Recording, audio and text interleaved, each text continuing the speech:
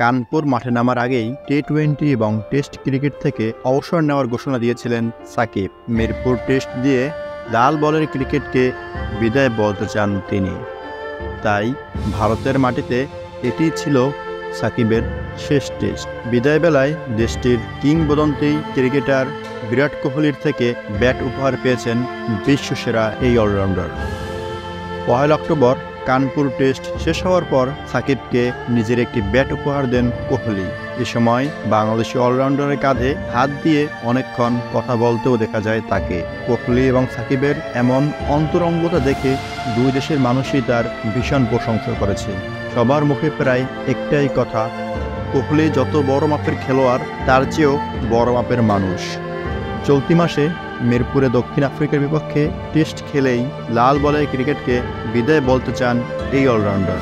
কিন্তু সাকিবের দেশে ফেরা নিয়ে রয়েছে শঙ্কা। তাই বিসিবি এবং সরকারের কাছে নিরাপত্তা চেয়েছেন সাকিব। যদি সুযোগ থাকে ক্যারিয়ারের শেষ টেস্টটা দেশের মাটিতে খেলতে চান বলে জানিয়েছেন দেশসেরা এই ক্রিকেটার। সেজন্য বিসিবিকে দিয়েছেন কয়েকটি শর্ত।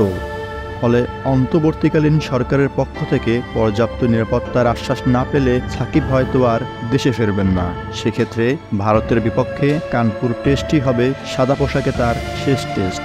এখন পর্যন্ত ৭১টি টেস্ট খেলে ৪,৬০৯ রান ও ২৪৬ উইকেট শিকার করেছেন এই অলরাউন্ডার। সাকিবের ঠিক ৪ বছর পর অর্থাৎ ২০১১ সালে টেস্টে অভিষেক হয় বিরাট কোহলির। এই সময় অবশ্য সাকিবের চেয়ে বেশি টেস্ট খেলেছেন তিনি।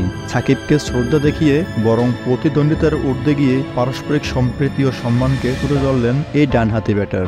এমন অবস্থায় বিদায় বেলায় সাকিবকে ব্যাট উপহার দিয়ে সম্মাননা জানালেন কোহলি।